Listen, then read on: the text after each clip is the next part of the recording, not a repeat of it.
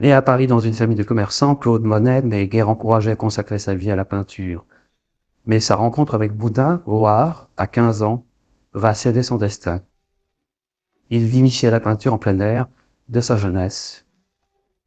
Indiscipliné, le jeune artiste brave les foudres paternelles pour aller étudier le dessin à Paris. En compagnie de Renoir, Basile et Sisley, il brosse ses premières œuvres, puis découvre les bords de Seine avec enthousiasme. Après la guerre de 1870-1871, il s'installe avec sa femme Camille et son fils Jean à Argenteuil. Période de bonheur éphémère car son épouse meurt en 1879, peu après la naissance de leur second fils, Michel. Heureusement, la présence d'une amie, Alice Rochedet, lui permet de surmonter cette douloureuse épreuve à Véteuil. Mais c'est pendant ses premières années à Giverny que l'artiste retrouve réellement le goût de la vie. Avec une passion dévorante, il continue à aménager le somptueux jardin de sa propriété avec des fleurs sublimes dans les années 1890. La fin de sa vie est endeuillée par le décès de sa femme, Alice, et son obsession pour la peinture à raison de toutes ces épreuves.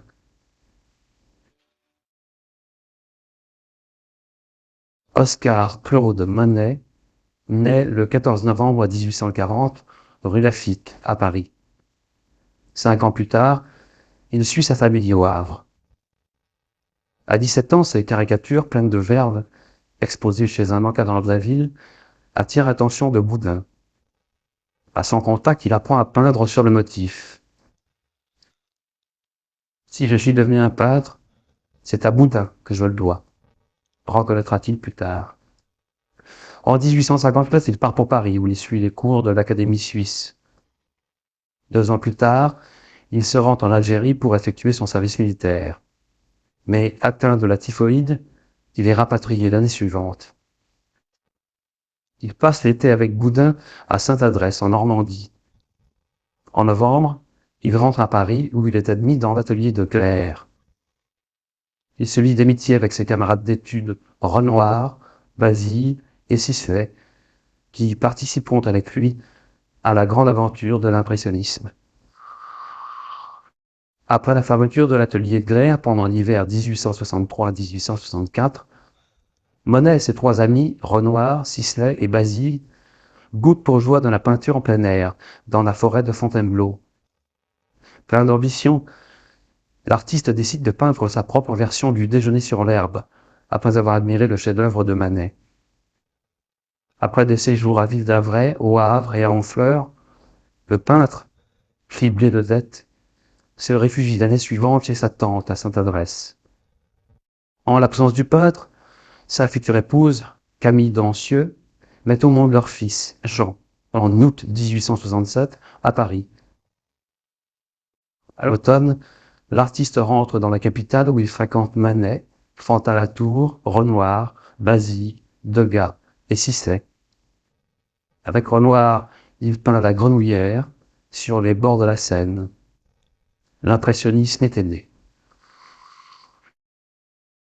En juin 1870, Monet épouse Camille et, durant la guerre franco-prussienne, s'exile à Londres, où il fait la connaissance du marchand Paul Durand-Ruel.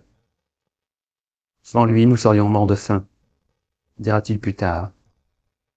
Après un bref séjour en Hollande, Monet s'installe en décembre 1871 à Argenteuil, où il connaîtra une des périodes les plus prolifiques de sa vie. En 1872, il se rend au Havre, où il peint sa célèbre marine, Impression soleil levant.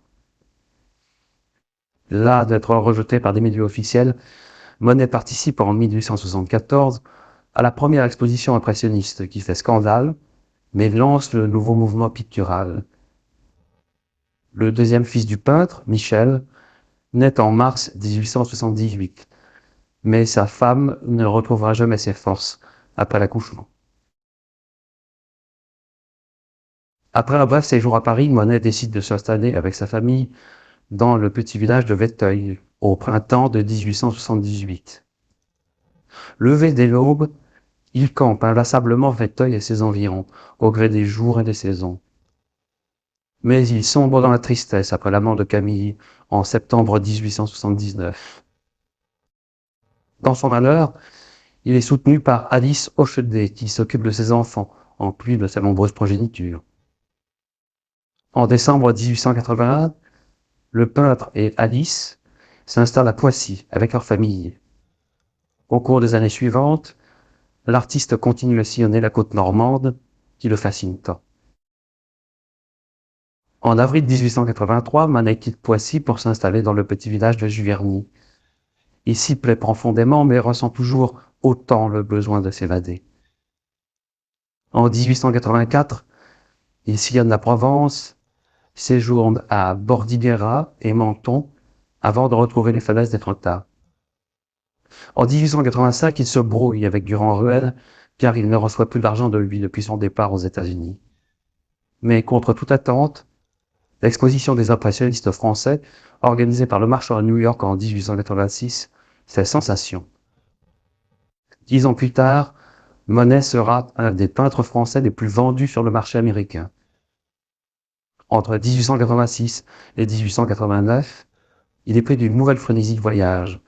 On le trouve à Belize, Noirmoutier, Cap-Martin, Antibes, Juan-les-Pins, Londres, Étretat et dans la Creuse. Dans les années 1890, Monet est enfin délivré de ses soucis financiers.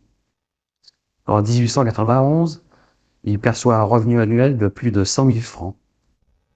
Avant de peindre ses célèbres nymphéas, il commence par brosser des séries de meules puis de peupliers au bord de l'Epte en 1890 et 1891.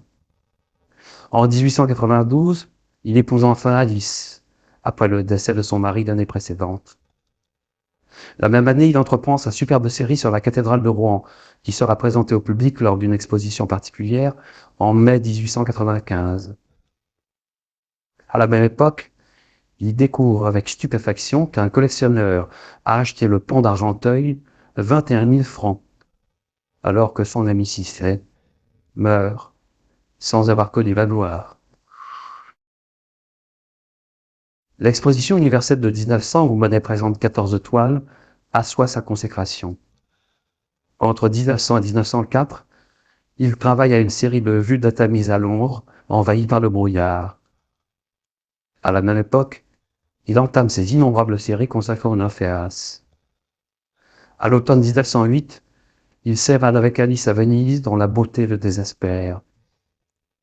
Mais la fin de sa vie est endeuillée par la mort d'Alice en 1911 et de son fils Jean, 3 ans plus tard. Malgré une cataracte, il décide d'agrandir son atelier pour réaliser d'immenses panneaux décoratifs.